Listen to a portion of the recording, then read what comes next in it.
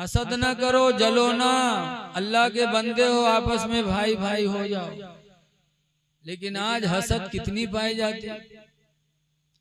Election के time देखा जाता है प्रधानी में हो रहे बहु रहे सब ठाड़ हो जाते, जिनका एक को वोट न मिले उन्हों ठाड़ हो जाते। अगर उनका बैठा कि बैठ जाए तुमका को दी हो, कहें हम जीती चाहे हारे, लेकिन हम प्रधान हम फलन वक्त जीते न दे, बस वो हम हरावे खातिर खड़े हुए। ये नीयत कैसी है, हसद नहीं तो और क्या है। अल्लाह के नबी ने हसद से मना फरमाया। अब आजकल अल्लाह रहम करे, एक पीर साहब एक गांव में यहाँ पहुंचे तो लोग देखें तो मुरीद हुई गए। एक आदमी मुरीद हुई के गवा अपने घरे अपने मेहरवस कहते हैं बहुत बड़े पीर आए हैं, मुरीद हुई गए, चल तू हो जा। तो औरतिया कहे तू ले ले जन्नत, तू का ज्यादा जरूरी है। हम ना भाई नहीं भाई मुरीद, बेचारा मुरीद होगा तो पीर साहब के दावत लिए। पीर साहब आए तो सऊदिया के कंबल लाए बिछाए, पीर साहब बैठे। अब वो इंतजाम करो, पीर साहब कंबलवा का दबाए दबाए देखे। कहा यार कहाँ से ला रहा हो, बहुत अच्छा लगा था, बड़ा गुलूर है, कहाँ से ला रहा हो। जानेगा हमरे पीर साहब का पसंद आएगा। जब पीर साहब खाना पीना खाए चले, वो कंबलवा लपेट के कंधे धे दी पीर साहब। पीर साहब कंधिया ले तो इनको शर्म हया नहीं कि पीर हुई के कंबल ला दे जाए। कुछ दिनों के बाद फिर दावत लिया, फिर आए, जब फिर बैठे तो इंतजाम करो, पीर साहब चोरन में रुके घर में ताके यार बाहर। तो एक बक्सा बहुत बढ़िया देखिन तो गए के चादर दबाव का है, बहुत मजबूत है यार, कहाँ से लाया रहा, कत्ते मिला थे। वो जानेगा कि हजरत का पसंद आएगा। जब खाए के जाए लागे बक्सवा उठवाई दी, पीर साहब मुड़े धई ली चल दी। 4 बजे छाके बक्सा तनको शर्म है या नहीं, लेके चल दी। अब वो घर के औरतिया बिचारी परेशान का हाल लाई, पीरवा जब आवते तो खानो खाते, सामान वो लेके जाते। या अल्लाह इसे कैसे छुटकारा मिला। लेकिन अब मर्द के आगे वो कोई चले ही नहीं। एक दिन पीर साहब बगैर दावते लिए चले, बगैर दावते के चले आवे ढपकर। औरतिया देखिस और मर्दवा रहे नहीं। औरतिया देखिस तो परेशान वे कहा अल्लाह वदे पीरवा आवते फिर कुछ न कुछ लेके गई। वो औरतिया के घर में कुछ नहीं पे तो लोढ़वा जिसे मसाला बांटत रहा पत्थरवे उठाई सो लेके आई मुहारे। जब तक पीर साहब आगे वह मारिस पंजाब और पीर साहब पछेले तो कहीं पत्थरा यहाँ का है पटका थे रे। तो औरतिया के तुमको कूटे खातिर लगी। अब पीर साहब खड़बड़ाने समझिन मालूम है कि मामला गड़बड़ है। वह पीर साहब लौटे लगे, जैसे लौटे लगे वैसे वो मुरीद जो रहे आएगा। जब आवा तो दौरा हजरत से मुसाफा खातिर, और जब मुसाफा खातिर हाथ बढ़े तो पीर साहब जाने पकड़े थे कूटे खातिर। तो पीर साहब पछलते चले जाए, वो हजरत हजरत करें और पीर साहब पछलते चले जाए। जब मुसाफा नहीं मिले तो वो आदमी वह घरे आवा अपनी बीवी से कहला कि अरे पीर साहब का कुछ कह दिए है रे, कहीं काहे कहीं गुस्साए के मुसाफा नहीं मिला होता, कुछ कहे है कहा कह दिए। आए रहा लोढ़वा उठाए लिए जात रहा, छोड़ लिया वही हुई गुस्सा की हुई है। और लोढ़वा मुहारे में परे रहे, वो देखे तो वो के समझ में हाँ के मतलब छीना छाना भवा है। तो कैसा तू हमरे पीर साहब का लोढ़वा नहीं दिए रे, ला लोढ़वा यहाँ। वो उठाई लोढ़वा दौरा पीर साहब लगे हजरत हजरत। अब हजरत सुनिन तो और भागे लगे। वो बेचारा देख आते दौरे के लिए जाओ, हजरत भागे कि आज बगैर कूटे न माने। वही दिन से पीर साहब के गांव छूट गया।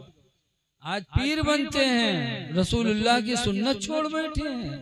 मेरे नबी अपने कौम पर कभी भारी नहीं बने हैं। मेरे नबी ने तिजारत करके मेहनत करके रोजी खाई है अपनी तालीम उम्मत के लिए कि लोगों किसी का बोझ न बनो।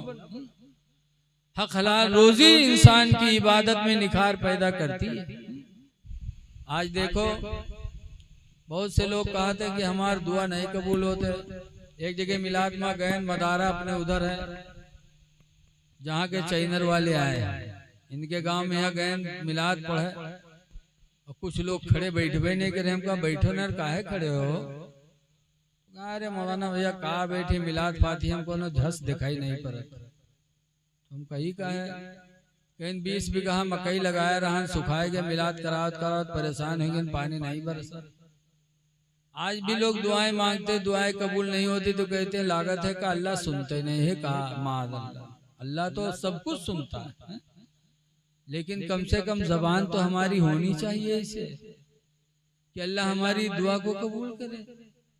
एक बुजुर्ग थे हजरत बाबा फरीदुद्दीन गंजे शकर, एक जगह तकरीर कर रहे थे बैठे जलसे में। इनके कुछ मुरीद लोग आए,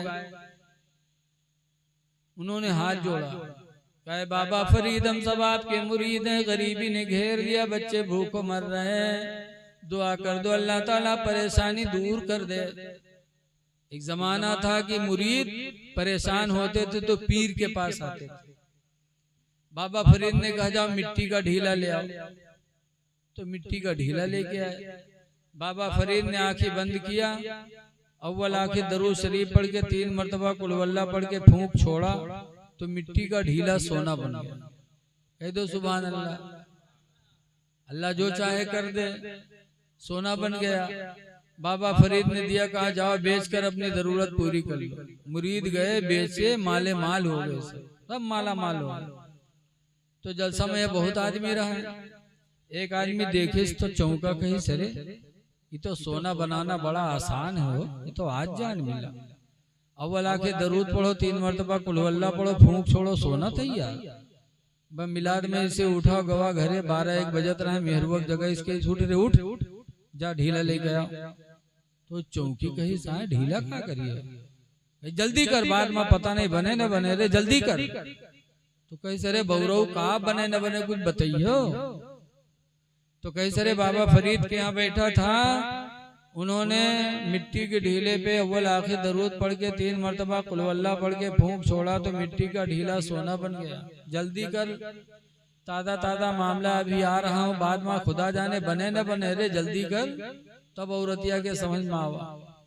तो औरतिया खेत में गए, ढीला के बजाय बहुत बड़ा चिहार मुड़े धरी, तो हापत कापत ला के रखे। मर्दवा डांट के सारे तुझे हम ढीला कर रहा है, पूरा चिहारे उठाए ले रे। तो कहते रे जल्दी करो, बने तो चिप्पा चिहार बने, ढीला काहे बने। तो वो सोच इसकी पढ़ाई गोते पर ही सही बात, अगर चिहार बनेगा तो माला माल हो जाएगी। रखी सामने आंखें बंद की, अव्वल आंखें दरूद पड़ी, 3 मरतबा कुल वल्लाह पढ़ के फूंक छोड़ीस तो मिट्टी का ढीला सोना बनेगा। बना ना, फूंक छोड़ी उसके बाद आंख खोली तो देखी कि मिट्टी के चिप्पे में कोई फर्क ही नहीं है, वैसे रखा है। तो सोचे सोच सके तो कोनो गलती होगी। तो फिर आंखें बंद की, फिर पढ़ के फूंक, फिर खोली, फिर वैसे पढ़त पढ़त सवेर हो गए, मुंह में फेना आएगा लेकिन मिट्टी चिप्पा नहीं तो उनको बदला। तो उठा बाबा फरीद के पास गया, कहने लगा हुजूर क्या मामला है।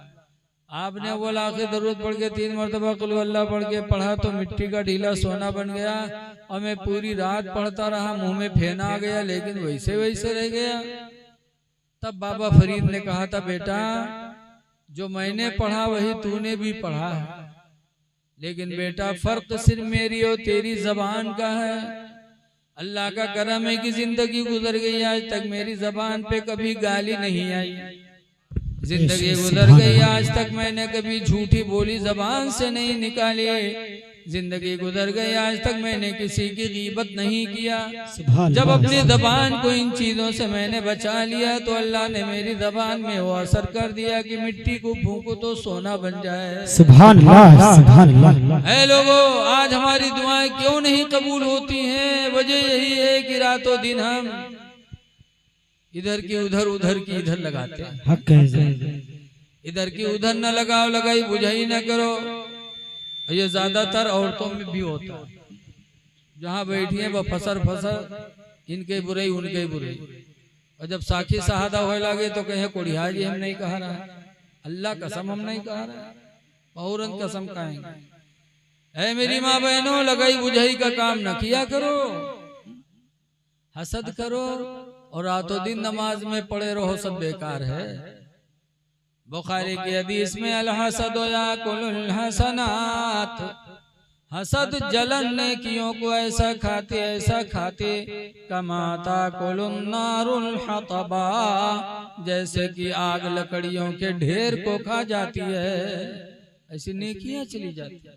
इसलिए आपस में हसद न करो, जलन न रखो, आपस में भाई भाई हो जाओ।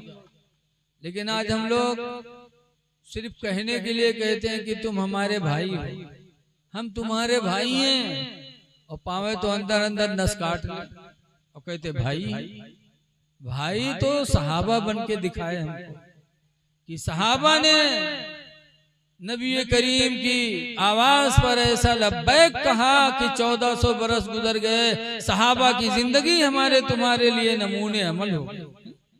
वो भाईचारा रखते थे।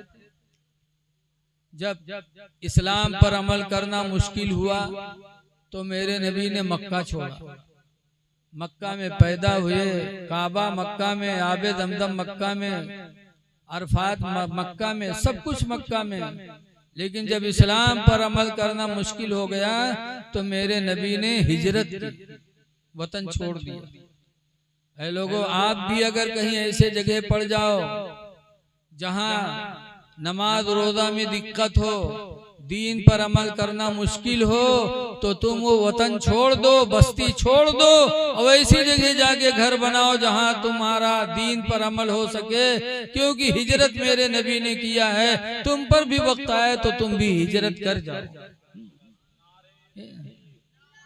नारे रिसालत, मोहब्बत से जवाब दे, नारे तकबीर, नारे रिसालत, सरकार की आमद, आका की आमद, मौला की आमद, नारे तकबीर, नारे रिसालत। हजरात, जब आप लोगों को बात अच्छी लगे तो सुभान अल्लाह माशा अल्लाह से दाद दे। जब बात समझ में आए आप कहेंगे सुभान अल्लाह, तो हजरत को सुकून होगा कि हमारी बात आप समझ रहे हैं। जरा मोहब्बत से कहिए सुभान अल्लाह। किसी शायर ने कहा है, दीवानगी में कम न थी कुछ अपनी जुस्तजू, हम बेवफा हैं जहां में वफा ढूंढते रहे, और महरूम यूं की दूर में किन हसरतों के साथ हम आलू की बिरयानी में बोटी ढूंढते रहे। जरा मोहब्बत से कहिए सुभान अल्लाह। जब बात समझ में आए तो सुभान अल्लाह बोले। जहां गाफिल लोग हों, इस्लाम पर अमल करना मुश्किल हो जाए तो हिजरत करो। मेरे नबी ने 1400 साल पहले हिजरत किया था और मक्का छोड़ा था। मक्का का कोई जवाब है दुनिया में? शहर मक्का, हिजरत कर जाओ। हजरत अली शेर खुदा रज़ी अल्लाह ताला अन्हु के जमाने में एक आदमी ने मकान बेचा, दूसरे आदमी ने खरीदा और फिर गए रजिस्ट्री कराने के लिए हजरत अली के दरबार में। उस वक्त वो अमीरुल मोमिनीन थे। तो दोनों ने कहा, एक ने कहा मैंने मकान बेचा, दूसरे ने कहा मैंने खरीदा, लिखो रजिस्ट्री करो। तो हजरत अली शेर खुदा ने मुंशी से कहा लिखो। कलम कागज उठाया तो हजरत अली बोलने लगे, बैनामे का मजमून सुनो। बोले, कहा लिखो, इस तरह मगरूर इंदारा, कि एक घमंडी ने दूसरे घमंडी से मकान खरीदा, वही फी सिक्कतिल गाफिलीन, और वह मकान गाफिलों की गली में है। ये भी लिखो, ये मकान जहाँ है वहाँ अल्लाह से गाफिल लोग रहते हैं। फिर आगे का ला बकाला वला लिसाहिबिहा, ये भी लिखो, ना घर को बाकी रहना है, ना घर वाले को बाकी रहना है। फिर का ये भी लिखो, हद्दुल अव्वलुल मौत, इसकी पहली हद मौत है, वल हद्दुस सानी अल कब्र, और दूसरी हद कब्र है, वल हद्दुस सालिसी अल हश्र, और तीसरी हद मैदान महशर है, वल हद्दुर राबिउ गैरु मालूम, और चौथी हद का पता नहीं, अमिल जन्नत व अबिन्नार, कि घर वाला जन्नती है कि जहन्नमी है, ये पता नहीं। लिखो। जब लिखवाया हजरत अली शेर खुदा ने तो दोनों रोने लगे, कहने लगे आपने हम दोनों को मगरूर कहा, घमंडी कहा। तो हजरत अली फरमाते, तुम भी घमंडी, ये भी घमंडी। ये कहता मैंने अपना मकान बेचा, अपना मकान समझ रहा, ये भी घमंड, और तूने खरीद कर अपना मकान समझा, तू भी घमंड में। क्योंकि अल्लाह ताला ने कुरान में फरमाया, इन्नल अर्दा लिल्लाह, बेशक सारी जमीन अल्लाह की है। युरिसुहा मन यशाउ मिन इबादी, अल्लाह अपने बंदों में से जिसको चाहे वारिस बना दे। कभी घमंड नहीं करना चाहे मकान जमीन पे कि इतनी बीघा जमीन मेरे पास आज है, अल्लाह चाहे तो दूसरों को वारिस बना दे। ऐसी मुसीबत आ जाए तुम्हारी खेती सब बिक जाए, दूसरे लोग वारिस हो जाएंगे। बहरहाल हुजूर ने हिजरत किया, आपसे भी वक्त आए तो हिजरत कर जाओ। हुजूर गए मदीना, और जब मदीना पहुंचे तो मक्का से बहुत मुसलमान हुजूर की मोहब्बत में घर बार बीवी बच्चे जमीन जायदाद सब छोड़कर तने तनहा मदीना चले गए, 400 किलोमीटर दूर। अब वहां गए गरीबी की जिंदगी, तो हुजूर ने मदीने के अंसारियों को बुलाया और फरमाया, मदीने के अंसारियों या मक्का के मुसलमान हैं, अल्लाह अल्लाह के रसूल के नाम पर सब कुछ छोड़ के आए हैं, ये सब तुम्हारे भाई हैं, आपस में तुम लोग भाई भाई हो जाओ। तो मदीना के अंसारियों ने जब कहा कि ये सब हमारे भाई हैं, कहा, तो मदीने के अंसारी आए एक एक करके और एक एक मक्का के मुसलमान को पकड़ा, कहा चलो तुम हमारे भाई हो, चलो तुम हमारे भाई हो। सबको एक एक करके मदीना वाले लेके अपने घर चले गए। एक साहब शरीफ बच्चे मक्का से आने वाले, कौन? हजरत अली शेर खुदा, उनको किसी ने नहीं बुलाया, तो हजरत अली रोने लगे। हुजूर ने फरमाया, अली रो रहे हो? अली कहते हैं, सबको तो मदीने वालों ने अपना भाई बनाया, लेकिन हमको किसी ने नहीं बनाया। तो हुजूर फरमाते, अली अंता अखी फिर दुनिया वाला आखिरा, अली तुम मेरे भाई हो दुनिया में भी आखिरत में भी। जब हजरत अली को हुजूर ने अपना भाई कहा, फरमाया अली ये सब तो मदीने वालों के भाई हैं, तुम मेरे भाई हो। तो अली की खुशी का ठिकाना नहीं। बहरहाल सब लोग मदीने वाले भाई बना बना के लेके गए। तो एक अंसारी मक्का के एक मुसलमान अब्दुर्रहमान को लेके गए और कहा, सुनो तुम हमारे भाई हो, मेरे नबी ने फरमाया है और भाई का आधा आधा हक होता है।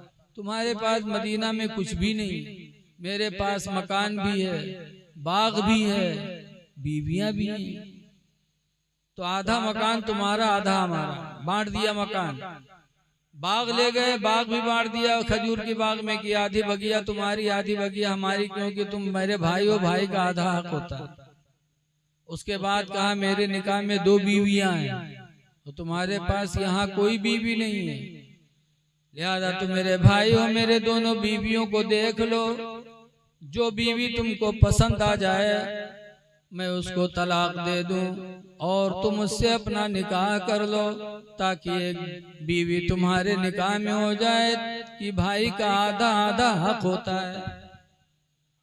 बीवी भी देने के लिए तैयार हो गए। ये नहीं कहा कि गुरहरकी का छोड़ दो, करिक्की से तुम कह लो, बल्कि फरमाया दोनों को देख लो, जो तुम्हें अच्छी लगे उसको मैं तलाक दे दूं, उससे शादी कर लो। अब्दुर्रहमान बिन औफ मक्का के मुसलमान बड़े गैरतमंद मुसलमान थे। उन्होंने कहा, मेरे अंसारी भाई, ये घर भी तुम्हें मुबारक हो, बाग भी तुम्हें मुबारक हो, ये बीवियां भी तुम्हें मुबारक हो, हमको मदीने की बाजार का रास्ता बता दो, कुछ पैसे मेरे जेब में हैं, मैं तिजारत करके अपनी जिंदगी गुजार लूंगा। कितने गैरतमंद मुसलमान थे। और गंडारा का आदमी हो तो सब बटोर ले, आधा घरों ले ले, बगियों ले ले, मेहरुओं ले ले, लेकिन वो कितने गैरतमंद थे। कहा, सब तुम्हें मुबारक हो, तुम मुझे मदीने की बाजार का रास्ता बता दो, हम तिजारत करके जिंदगी गुजार लेंगे। गए कैनका, मशहूर बाजार थी मदीने मुनव्वरा की, उन्होंने बता दिया, तो कुछ रुपया उनके जेब में थे, गया पनीर खरीदे अब्दुर्रहमान और दूसरी जगह बैठ के बेचे, तो अल्लाह ने उसमें बरकत दी। फिर खरीदा, फिर बेचा। चंद दिनों में अब्दुर्रहमान बिन औफ को अल्लाह ने वो बरकत दी कि मुल्के शाम से तिजारत का माल मंगाने लगे, तो 700 ऊंटों पे उनका माल लद के आने लगा। 700 ऊंट लाइन लग गई एक काफी मंजिलों तक, और ऐलान होता था कि ये लोगों आज मुल्क के शाम से अब्दुर्रहमान बिन औफ का तिजारत का माल आने वाला है। कोहराम मच जाता, कोहराम मच जाती। ये बरकत अल्लाह ने अब्दुर्रहमान बिन औफ को अता फरमाई। पता चला इंसान जब किसी पर भरोसा नहीं करता, खुदा पर भरोसा करता, तो अल्लाह उसे बेशुमार अता फरमाता। अब आजकल देखा जाता है पीर लोग, पीर जहां खाना घटी बच्चल दे मुरीदन की दौरा करे, ये न हो पे गिला हम मेहनत करी, मेहनत करके मेरे पैगंबर ने खाई है। हिजरत नबूवत से पहले हुजूर लोगों का माल लेते थे और मुल्क के शाम जाते थे, बेचते थे, बेच कर लाते थे, पैसा सब देते थे। तब मक्का वाले हुजूर को मजदूरी देते थे, तो उसी मजदूरी के पैसे से मेरे नबी रोजी खाते थे। ये हमारे पैगंबर ने तालीम उम्मत के लिए किया कि एक इंसान दूसरे इंसान पर बोझ न बने। इसलिए लोगों मेहनत करके खाओ, तिजारत करके खाओ। मेरे नबी तिजारत सिखाने भी आए थे। इसीलिए हदीस पाक में तुज्जारुस सादिकूना, सच्ची तिजारत करने वाले माल अंबिया यौमल क़यामा, क़यामत के दिन नबियों के साथ उठाए जाएंगे। जो दुनिया में सच्ची तिजारत करेंगे, अल्लाह उनका क़यामत के दिन हश्र अपने नबियों के साथ फरमाएगा। इसलिए लोगों हलाल रोजी खाने की कोशिश करो, और जैसे कोशिश करोगे वैसे ही अल्लाह आपको रिज़्क़ अता फरमाएगा। तो मेरे नबी रहमत बन करके आए, लड़कियों के लिए खुसूसियत के साथ। लड़कियां जिंदा मार दी जाती थी, ऐसे वक्त में मेरे नबी तशरीफ लाए। फरमाया लोगों जिसके यहाँ 3 बच्चियां पैदा हो गई और तीनों को उसने सही तौर से पाला पोसा जवान किया और शादी करके उनका घर बसा दिया, तो तीनों के बदले में अल्लाह उनके माँ बाप के लिए जन्नत को वाजिब फरमा देता। तो एक साहब उठे और कहने लगे अल्लाह के रसूल मैं बड़ा बदनसीब हूँ, हमारे यहाँ 3 बच्चियां नहीं है 2 ही हैं, तो हम जन्नत कैसे पाएंगे? तो सरकार फरमाते घबराओ नहीं, अगर 2 ही बच्चियां हैं और दोनों की खुशदिली से तुमने खिदमत की, जवान करके घर बसा दिया, तो अल्लाह 2 ही के बदले में तुम्हें जन्नत अता फरमाएगा।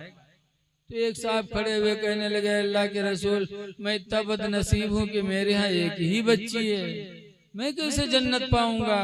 तो सरकार फरमाते हैं अगर 1 ही की तूने खिदमत कर ली, तो 1 ही की वसीले से अल्लाह तुझे जन्नत अता फरमाएगा। इसलिए बच्चियों का बड़ा मकाम है। जब बच्ची होती है तो अल्लाह उसकी वसीले से रोजाना घर में 10 रहमतें भेजता है, और जब बच्ची जवान होकर शौहर के घर जाती तो उसके कदमों की बरकत से शौहर का घर मिसले जन्नत बन जाता। और जब उसी की गोद में कोई बच्चा आ जाता तो बच्चे की जन्नत उसके पैरों के नीचे हो जाती। इसीलिए हदीस शरीफ में मदीने मुनव्वरा से एक काफिला जिहाद के लिए निकला। हजरत जाबिर बिन अब्दुल्ला ने देखा तो उनके दिल में तमन्ना हुई कि मैं भी जंग में जाऊं। फरमाते हैं जीतुन नबी सल्लल्लाहु अलैहि वसल्लम, मैं नबी करीम के पास गया। वकुल तो और मैंने कहा अस्तशीरु का नगदु या रसूल अल्लाह, अल्लाह के रसूल मैं आपसे इजाजत लेने आया हूँ, इजाजत दे दो मैं भी मैदान के तरफ चला जाऊं, मुजाहिदीन के साथ मैं भी जंग लड़ूं और शहादत लेकर के जन्नत हासिल कर लूं। तो जब जाबिर ने जंग में जाने की इजाजत मांगी तो हुजूर ने फरमाया या जाबिर हल उम्मुका हय्या, जाबिर क्या तुम्हारी माँ जिंदा है?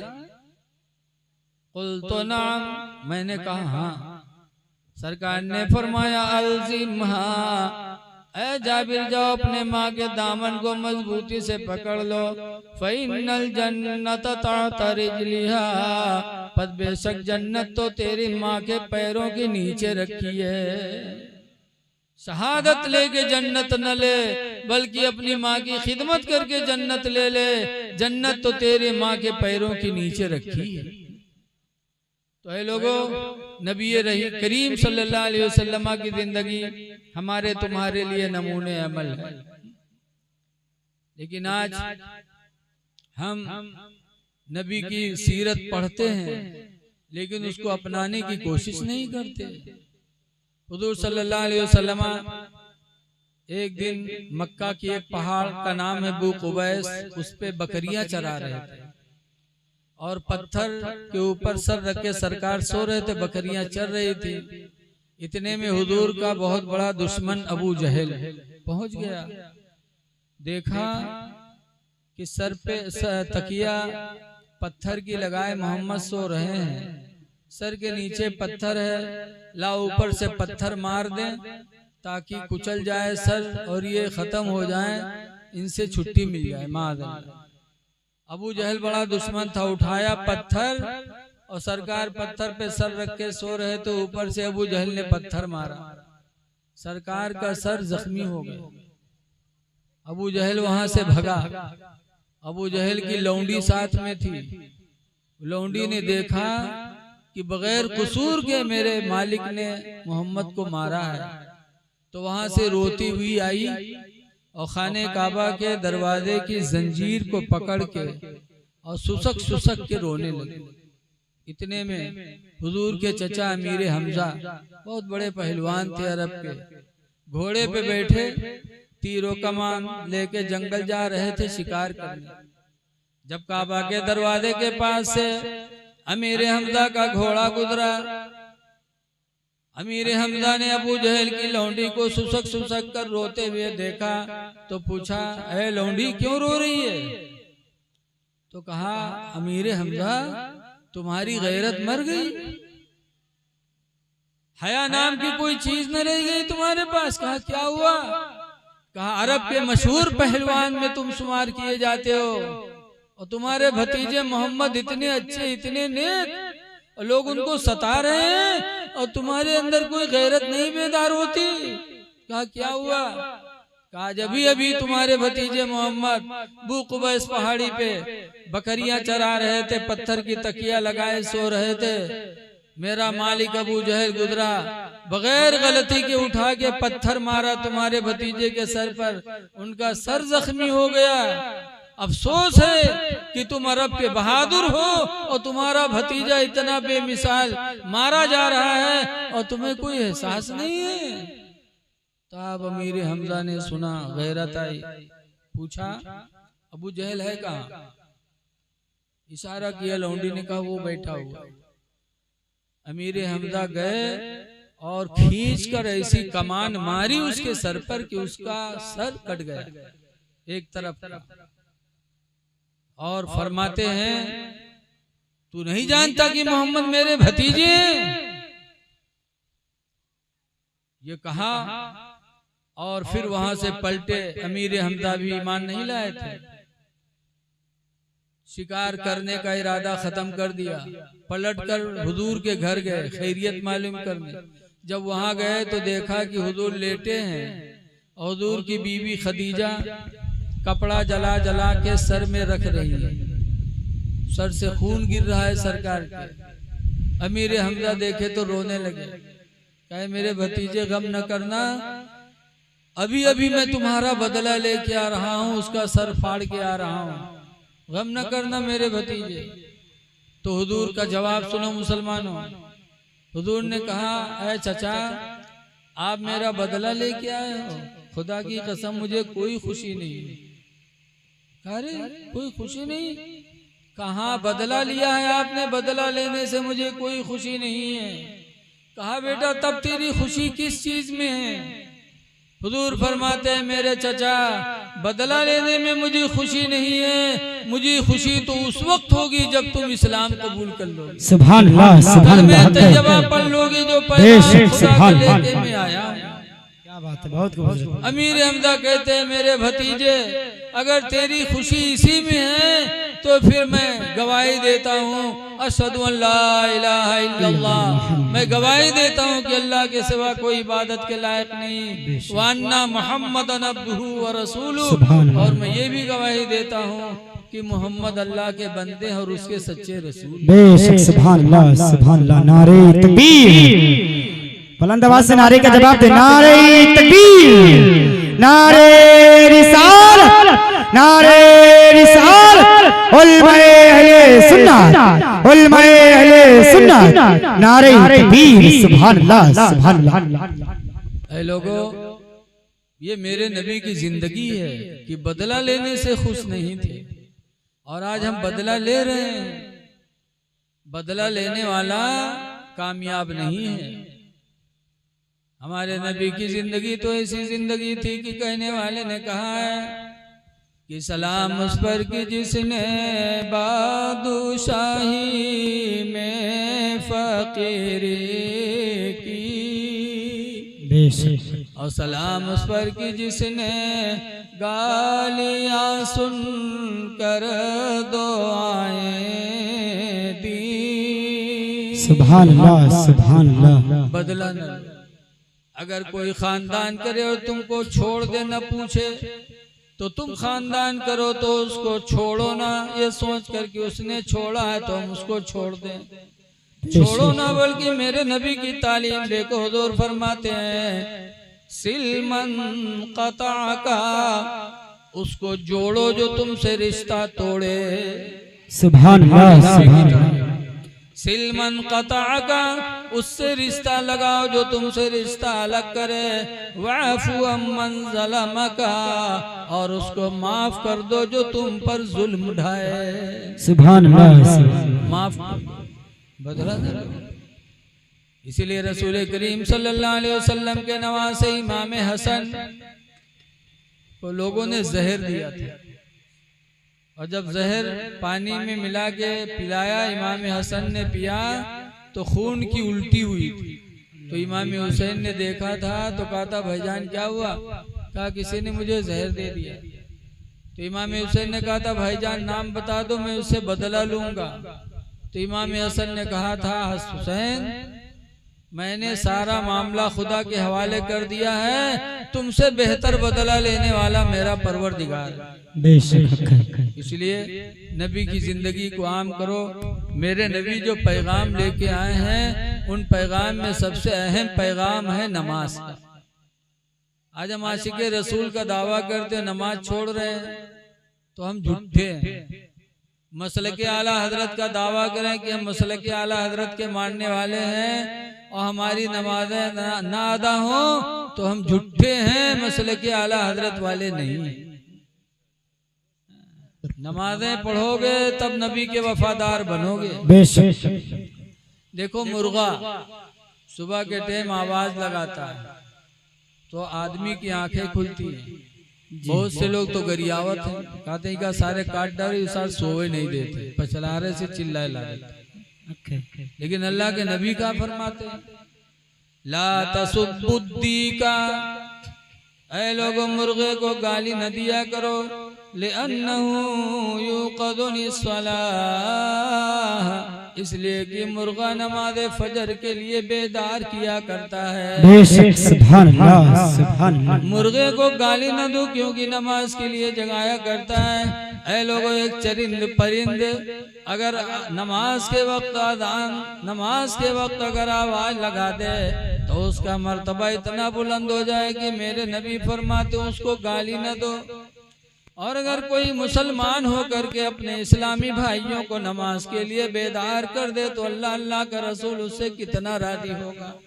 सुभान अल्लाह। इसीलिए हजरत अली शेर खुदा रज़ी अल्लाह ताला अन्हु जब नमाज फजर के लिए अपने घर से निकलते थे तो ये आवाज लगाते आते थे अस्सला अस्सला, नमाज नमाज।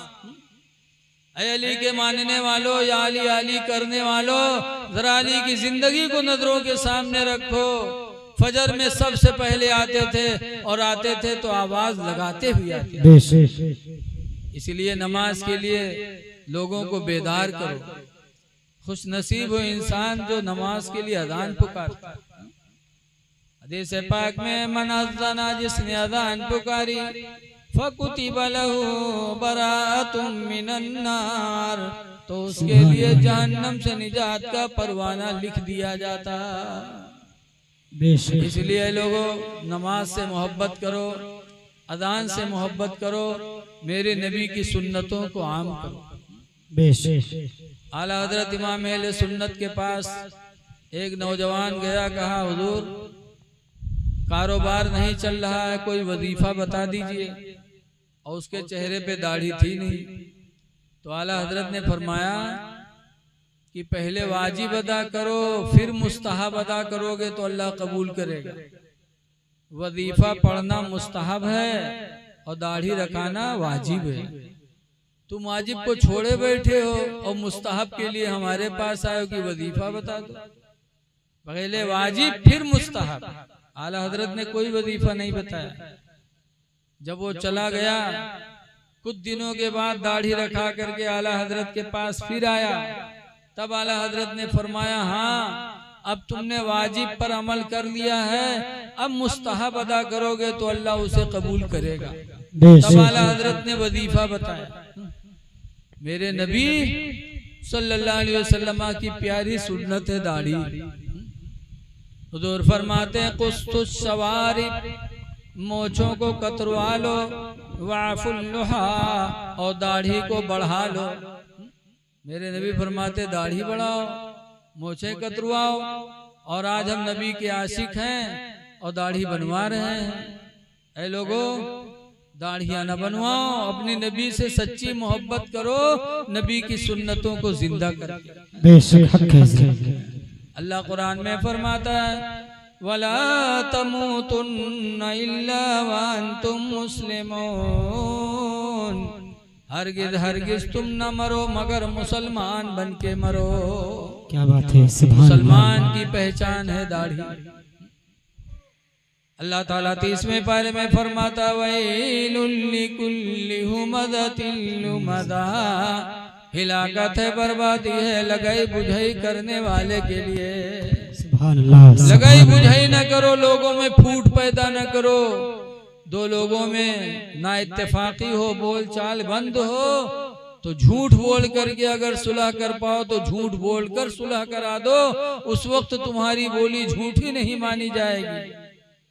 पैगम्बर इस्लाम कहते हैं, इब्ने अब्बास क़ाला क़ाला रसूलुल्लाह, हजरत इब्ने अब्बास से रवायत फरमाते, अल्लाह के रसूल ने इरशाद फरमाया, लैसल किज़्ज़ाबु, वो झूठा नहीं है। कौन? अल्लज़ी युस्लिहु बैनन नास, जो झूठ बोलकर लोगों में सुलह कराए, वो झूठा नहीं है। बल हुवा यक़ूलु खैरा, बल्कि हुजूर फरमाते हो तो अच्छी बोली बोल रहा है। झूठी बोली भी अच्छी बोली हो जाती है, कब? जब नियत अच्छी हो तब। इस्लाह। इसलिए लोगों, लगाई बुझाई न करो, एक दूसरे का बुरा न चाहो, और जब बुरा चाहोगे तो बुरा होगा। आजकल हम में आप में भी ये चीजें पाई जाती हैं। नबी रहमत सल्लल्लाहु अलैहि वसल्लम हमारी तुम्हारी इस्लाह के लिए आए हैं। हुजूर सल्लल्लाहु अलैहि वसल्लम ने भी फरमाया, मा तरक्तु मिन बादी फितना, अपने बाद मैंने कोई फितना नहीं छोड़ा। अशद्दु मिन फितनतिन निसा, जो फितना औरतों से ज्यादा सख्त हो। यानी हुजूर फरमाते हैं, लोगों सबसे ज्यादा बुरा फितना औरतों का होगा मेरे बाद। मेरे बाद सबसे बुरा फितना औरतों का होगा, लिहाजा औरतों के फितने से महफूज रखना। औरतों का फितना इस दौर में बहुत बुरा है। भाई भाई से जुदा करा देती, बाप बेटे में ना इत्तेफाकी करा देती। औरतों की हिकायात एक किताब है, उसके अंदर मौलाना बुन्नूर बशीर ने लिखा है कि 4-5 तबलीग करे वाले मुबल्लिग, तबलीगी जात रहा है तबलीग करे। रास्ते में एक पेड़ के नीचे एक औरत बैठी रो रही थी। वो मुबल्लिग लोग देखें तो कहीं न रे, आबादी के बाहर पेड़ के नीचे तने तनहा एक औरत रो रही है, किस मुसीबत में है यार। चलो खैरियत पूछी जाए, उसकी मदद की जाए। फिर सोचिन छोड़ो हटाओ यार, रोवे दो, क्या फायदा। लेकिन एक ने कहा ना, ये इंसानियत गवारा नहीं करती। एक अल्लाह की बंदी मुसीबत की मारी बस्ती से बाहर पेड़ के नीचे बैठी तने तनहा रो रही है, और हम इंसान होकर के ऐसे देख के चले जाएं, ये इंसानियत को गवारा नहीं है। हम जाएंगे, उससे खैरियत पूछेंगे, उसकी मुसीबत में सहारा बनेंगे। बेचारे अल्लाह को खुश करने की नीयत से गए, उसके पास सलाम किया, जवाब दिया औरत ने। उसने पूछा क्यों रो रही हो मेरी बहन, आबादी के बाहर तने तनहा रो रही हो। उसने कहा मेरे भाई मैं मुसीबत की मारी हूँ, मेरा शौहर एक जमाने से लापता है। एक जमाना गुजर गया, मेरे शौहर का पता नहीं, रोजी कमाने वाला कोई नहीं, मैं दर बदर ठोकर खाती हूँ। मैंने शहर के कादी के पास मुकदमा किया था कि मुझे दूसरा निकाह करने की इजाजत दे दो। तो कादी कहते ना, जब तक तुम्हारा शौहर आके तलाक नहीं देगा तुमको, उससे पहले तुम दूसरा निकाह नहीं कर सकते। या वो मर जाए और लोग गवाही देते कि मर गया, तो फिर दूसरा निकाह कर सकती, उससे पहले नहीं। तो न तो मेरा शौहर तलाक देता है आकर के, और न मरने की कोई शहादत ही है, इसलिए मेरी जिंदगी बड़ी मुसीबत में है। दूसरे निकाह की इजाजत शहर कादी नहीं देता। काफिर तो कहा तुम मेरी मदद कर दो, हम तुमसे पैसा नहीं चाहते, खाना नहीं चाहते। काफिर कहा तुम मेरे साथ चले चलो और शहर के कादी के सामने खड़े होके कह दो कि ये मेरी बीवी है, मैं इसको रखना नहीं चाहता हूँ, तलाक देना चाहता हूँ। ये कह करके तुम तलाक दे दोगे तो कादी समझेगा कि इसके शौहर ने छोड़ा है, तो दूसरे निकाह की इजाजत दे देगा। तो मैं किसी से निकाह कर लूंगी तो मेरी जिंदगी भी खुशगवार गुजर जाएगी। तो मुबल्लिग साहब सोचिन कि यार ये तो सरासर झूठ है, हमार मेहरुआ होए ना हो कादी के सामने कहे हमार मेहरू हो। लेकिन फिर सोचिन कि अगर थोड़ी झूठ बोल देवे इसकी मुसीबत दूर हो जाएगी, अल्लाह से हम तौबा कर लेंगे। मनमा सोचिन तो कहीं चलो चली बलाए ली का चल दी। गए कादी के दरबार में, कादी के सामने खड़े हुए दोनों। कादी साहब ने पूछा क्या हुआ, तो मुबल्लिग साहब कहते हैं मेरी बीवी है। काफिर कहा बहुत नालायक है, बहुत कमीनी है, जब से निकाह में आई तब से मैं जल ही रहा हूँ, इसने मेरी जिंदगी को परेशान कर दिया, मैं बहुत मुसीबत में इसे बहुत उठाई गिरी, में इसको रखना नहीं चाहता। तो कादी साहब ने औरत से पूछा, तो औरत ने कहा ठीक है सर, जब हम उठाई गिरी नहन कमीनी नहन नालायक हन नहीं रखना चाहते हैं तो छोड़ सकते हैं। तो कादी साहब ने कहा भाई तुम्हारी मर्जी। तो मुबल्लिग साहब फटाफट 3 तलाक दी, तलाक दिया, तलाक दिया, तलाक दिया। और तलाक दे के पीर साहब मुबल्लिग साहब चले।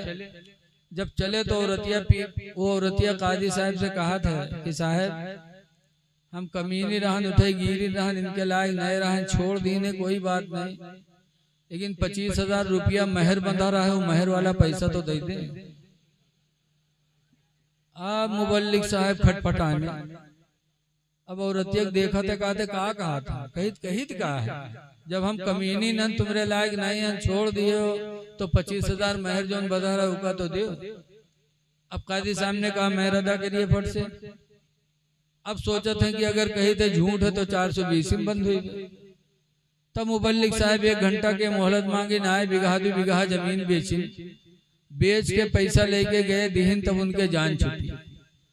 हुजूर सरकार मदीना सल्लल्लाहु अलैहि वसल्लम फरमाते हैं लोगों मेरे बाद सबसे बड़ा फितना औरतों का होगा, लिहाजा औरतों के फितने से महफूज रहे। लिहाजा आज हम अपनी औरतों के साथ उसने सुलूक करें, लेकिन इनके चक्कर में आकर के हम अपने न माँ बाप को ठुकराएं न भाई बहनों को ठुकराएं। हक है हजरत, इनका हक है जो अदा करें, इसलिए कि इनका फितना बहुत बड़ा फितना है। अल्लाह ताला इनके फितनों से महफूज रखे और अल्लाह ताला इनकी इस्लाह फरमाए। मैं आप हजरात से गुजारिश करता हूँ नमाजों की पाबंदी करो। हुजूर फरमाते जुइलत कुर्रतु ऐनी फी सलाह, मेरे आंखों की ठंडक नमाज में है। तो नमाजें पढ़ो, अल्लाह तौफीक दे तो हज कर लो, हज भी कर लो। माल दे तो अल्लाह ताला की राह में ज़कात भी दो, इसलिए कि हदीस में बुनियल इस्लाम अला खम्स, इस्लाम की बुनियाद 5 चीजों पर है। शहादत अल्ला इलाहा इल्लल्लाह व अन्ना मुहम्मदन अब्दुहु व रसूलुहु, पहली बुनियाद तो यह कि गवाही देना कि अल्लाह एक है, मोहम्मद उसके सच्चे रसूल हैं। और दूसरे नंबर पर है इकामुस्सलाह, नमाज कायम करना। और दूसरे नंबर पर इताउज़ ज़कात, ज़कात अदा करना। और तीसरे नंबर पर वो सौम रमजान, रमजान का रोजा रखना। और चौथे 5वें नंबर पर वल हज, और हज।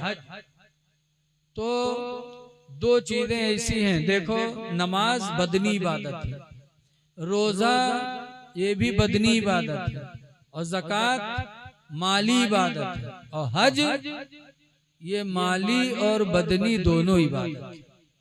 इसमें अल्लाह ने दोनों चीजों को रख दिया कि जब आदमी हज करता है तो माल भी खर्च होता है और बदन से मेहनत भी होती है। सफा मरवा के दरमियान दौड़ना, काबा का तवाफ करना, मिना जाना, मुजदलफा जाना, अरफात जाना, हाजियों की जिससे पूछो उस दरमियान में कितना पैदल चलना पड़ता है। तो अल्लाह दे तो ये सब काम कर लो।